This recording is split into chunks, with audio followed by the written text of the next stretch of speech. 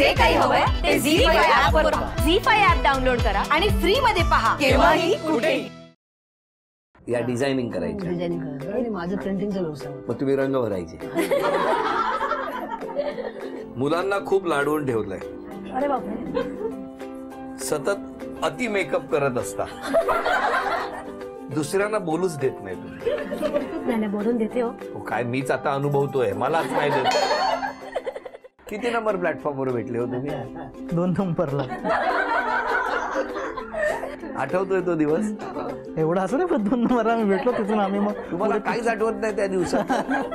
तो दिवस आठवणं म्हणजे कठीण आहे. किती वर्ष झाली लग्नाला? 14 वर्ष झाली. त्यांना तो आठवायचाच नाही दिवस. वहिनी काय असं केलं तुम्ही? ह्यांच्या घरी आली होती मी तेव्हा. आणि मग विचारलं की तू काय करते, जॉबला कुठे आहेस, जेवण बनवता येतं का, असे क्वेश्चन विचारले. त्याच्यानंतर आम्हाला कळत नाही जेवण बनवता येतं का असा जो प्रश्न विचारतात तो एखादा पदार्थच करायला सांगायला पाहिजे ना. काय वाटतं तुम्हाला? नाही, त्यांची इच्छा होती की पुरणपोळी करून दाखवावी म्हणून. पुरणपोळी करून केली नाही. मला अजूनपर्यंत येत नाही. आवडली त्यांना, मग त्यांची फुल फॅमिली आली. हे कोणीच ठरवलं आवडली म्हणून? काही म्हणाले का? त्यांनी हो पसंत पडली. बघितलं बरोबर बोललो मी. काकाला म्हटलं लग्न करेल तिच्याशीच करेल, दुसरी पोरगी बघायलाच नको. आणि तुमचं काय झालं होतं तेव्हा? मी आतमध्ये जाऊन स्वतःला चिमटा काढलेला की एवढं स्मार्ट व्यक्ती मला बघायला आहे की खरं आहे काय स्वप्न आहे.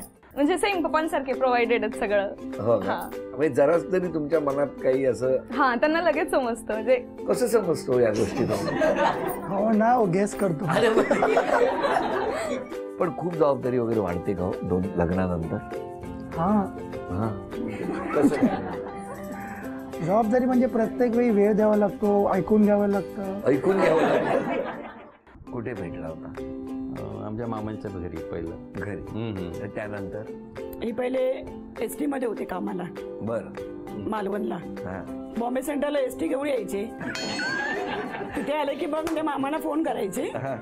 नंतर बोलायचे आपण जरा जाऊया फिरायला. मग हँगिंग गार्डन, कधी 5 गार्डन.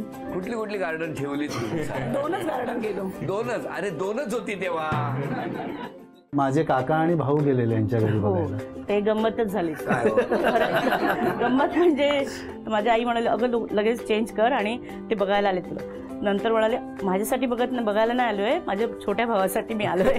म्हणजे ते एक गंमत म्हणजे असं झालं एकदम. घरातलं काम थोडं हळू होतं. ते भाऊजी असणार. नाही भाऊजीनेच कंप्लेंट केली असणार.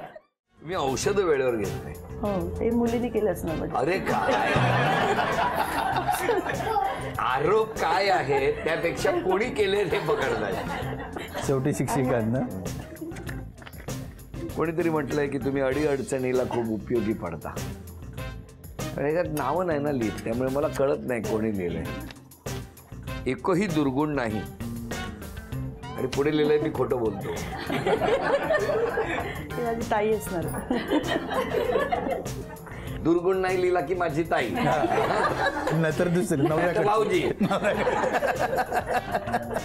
सेल्फ कॉन्फिडन्स तुमच्यात खूप कमी आहे का? मला माहिती नाही. मला नाही माहित लिहिलंय. हे कोणी लिहिलं असेल? पटकन लवकर तयार होत नाही. घेऊ की नाही असं होतं. लगेच पॅनिक होता.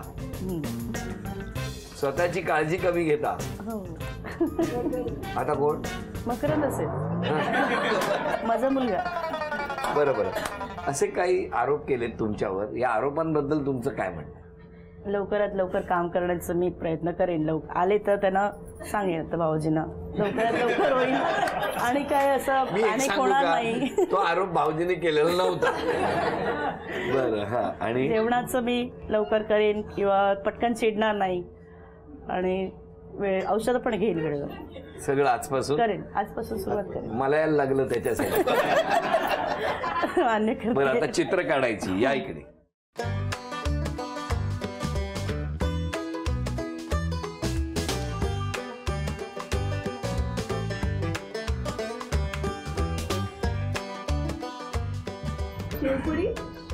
कोणी सांगितलं? कालच खाल्ली. जोरदार होती शेवपुरी. अभिनंदन. हे बक्षीस तुम्हाला मिळालं. थँक्यू. आता पुढचं चित्र मिस्टर काढणार आहे.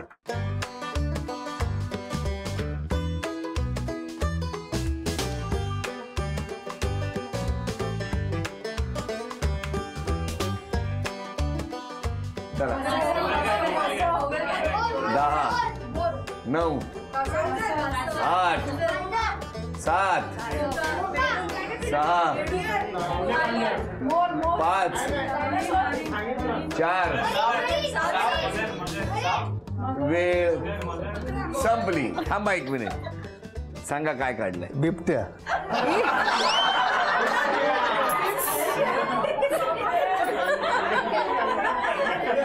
ड्रॉइंग एकदम कच्चं ड्रॉइंग एकदम कच्चं. हे असे बिबट्या काढता आणि मग ते हॉटेलमध्ये येऊन लपतात. कोरम मारलं.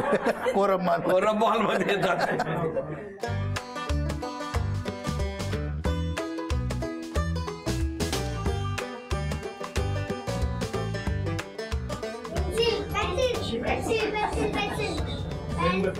किती सोपं काढलं बघितलं. अभिनंदन, बक्षीस मिळालं. पण हे जे भेटलात त्याच्यात घरच्यांना न सांगता किती वेळा भेटला. ते सिक्रेट आहे, अजून सिक्रेट राहू द्या. सगळ्यात जास्त खर्च हा टिश्यू पेपरवर होता. हातात आहे. आणि तिला हा फोन न करता, कारण ती फोनवर असते म्हणून तिला खालूनच हाक मारते, ए मनीषा. डब्बेवाला असं कळलं तर असं वाटलं की डब्बावाला कोणी विचारलं तर काय सांगायचं. माझे मिस्टर डब्बेवाले, ते बोलायला जरा अवघड वाटायचं. नंतर मी टीव्हीवर इकडे तिकडे बघितले, त्यांची खूप म्हणजे मला सगळे अप्रिशिएट करायला लागले की अरे वा छान. मग माझा अभिमान वाटला मला तेव्हा. मला चांगलं वाटलं की अरे डब्बेवाले तर छान.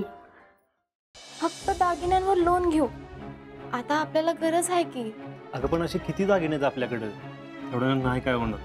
जर पैशाची गरज होती म्हणजे बँकेत तू कर्ज घ्यायला गेला होतास ना? असं विदाऊट व्याज पण पैसे बी देणार नाही ना. मला जरा पैसे पाहिजे होते. किती पाहिजे? 1,00,000 रुपये. हाय अल्ला, आम्हाला जरा लागत होते म्हणून. मला जरा अवघडच वाटते.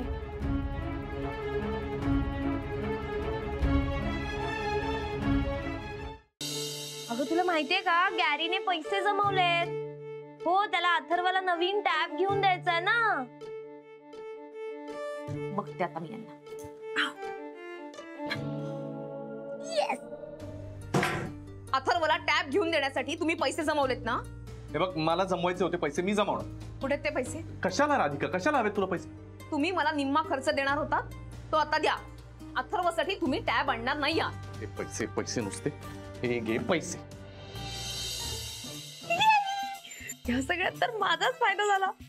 मम्मा म्हटली होती अगदी तसाच. नाही झालं.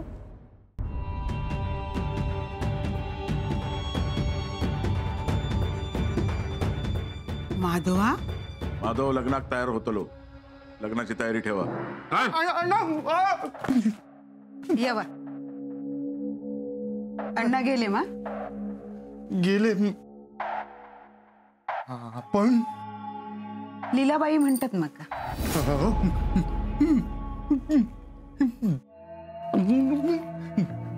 पाणी. पहिलीच येळ. नाही, रोज पाणी पित.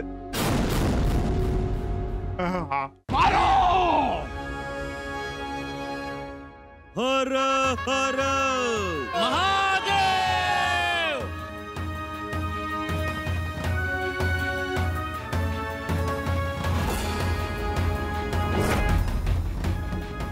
शंभूराजे. शंभूराचं काय? शंभूराजे कागरखान्यासमोर आलं. काय? आपलं तर त्यांचं सैनिक भिडलं एकमेकाला. मोठी जंग सुरू झाली. काल रात्री काय बोललास मायराला? असतात या जगात काही नमुने असतात. त्यातला एक नमुना आमच्या घरात आहे आणि एक नमुना इथे ऑफिसमध्ये. मायरा नमुना. अंजली, अंजली घरला चल. आधी मी माझ्या हातातलं काम संपवते आणि मग येते. बघ, तुला काय पाहिजे सांग, आणून देतो. पण हातात एक दमडी मिळणार नाही तुला. सूरजला बी जमते आणि वहिनींनी लगेच ऐकलं. आपण बी जरा असंच कडक बोलायला पाहिजे. मी ही भाजी खाणार नाही.